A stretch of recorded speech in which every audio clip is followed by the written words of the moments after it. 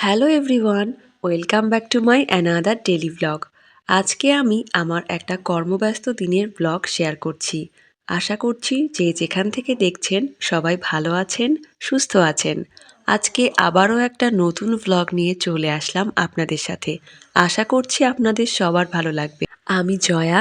আজ অনেক দিন পর চলে এলাম আরও একটা ডেলি ভ্লগ নিয়ে। তো সকালে ঘুম থেকে উঠে আমি ফার্স্টে চলে এসেছি রান্নাঘরে। যেহেতু আমার কাজ আছে, বাইরে যেতে হবে, সো ফার্স্টে আমি এখানে আমার জন্য একটু টিফিন বানিয়ে নিচ্ছি।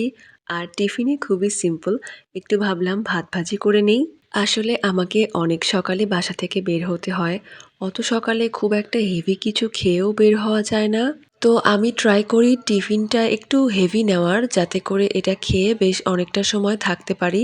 তো আজকে আমি ভাত ভাজার মধ্যে একটু বেশি পরিমাণে মটরশুঁটি দিয়ে নিয়েছি, যেটা আমার কাছে অনেক বেশি ভালো লাগে। আর ভাত ভাজাটা ফাইনালি দারুণ লাগছে দেখতে। একদম ভীষণ সুন্দর একটা স্মেল আসছিল, কারণ আমি এর মধ্যে ২ কোয়া রসুনও অ্যাড করেছি। সো এখন আমি আমার টিফিন বক্সের মধ্যে খাবারটা প্যাক করে নিচ্ছি। তো আমি এটা আজকে একটু অল্প পরিমাণেই বানিয়েছি, মানে আমার যেটুকু দরকার আর কি। তো এবারে আমি টিফিন বক্সের মধ্যে খাবারটা নিয়ে, আর তার সাথে আমি নিয়েছি শুকনো মরিচ। মানে মরিচ না হলে তো আমার হয়ই না। আসলে আমি অনেক বেশি ঝাল খাই। ও হ্যাঁ, আর আপনারা নিশ্চয়ই বুঝতে পারছেন আমার কথা শুনে, আমার গলাটা ভীষণ বসে গেছে। আমি একদমই কথা বলতে পারছি না। আমার গলার অবস্থা ভীষণই খারাপ। তো এখানে আমি একটু নুডলস বানিয়ে নিচ্ছি। আসলে ঠান্ডা লাগলেই মনে হয় একদম সোপি, সোপি নুডলস ছাড়া আর কোনো উপায় নেই। আর এদিকে চোখ পড়ল আমার বিস্কিটের কৌটাটা একদম ফাঁকা। তো ভাবলাম ঠিক আছে, এখানে পাশাপাশি বিস্কিটটা ভরে রাখি। চা খেতে গেলেই আমার এটা লাগবে। ভিডিওটি ভালো লাগলে লাইক, কমেন্ট আর প্লিজ ফেসবুক পেজটি ফলো করবেন এবং চ্যানেলটি সাবস্ক্রাইব করতে ভুলবেন না। সো যাই হোক, এখানে কাজ শেষ করে আজকে একটু তাড়াতাড়ি বাসায় চলে আসছি, কারণ এরপরে আমার অনেকগুলো কাজ গুছিয়ে নেওয়া আছে। ফার্স্টে ব্যাংকে যাওয়ার ছিল, দেন ডক্টর দিয়েছে আমার দাঁতের এক্স-রে, বিকজ আমার দাঁতে একটু প্রবলেম হচ্ছে। সো ডক্টরের কাছে যাওয়াতে ডক্টর দিয়েছে দাঁতের এক্স-রে, সেটা করাতে হবে। তো সবকিছুর মধ্যে ভাবছি এখানে একটু চা খেয়ে নিই, কারণ এখানকার চাটা আমার কাছে বেশ ভালো লাগে। ট্রাস্ট মি, এটা কিন্তু আমার ৫ নাম্বার চা। মানে সকাল থেকে আমি ৪ কাপ চা অলরেডি খেয়ে ফেলেছি। এবারে যাচ্ছি ব্যাংকের ভেতরে, সো সেখানে আর কোনো ভিডিও করিনি।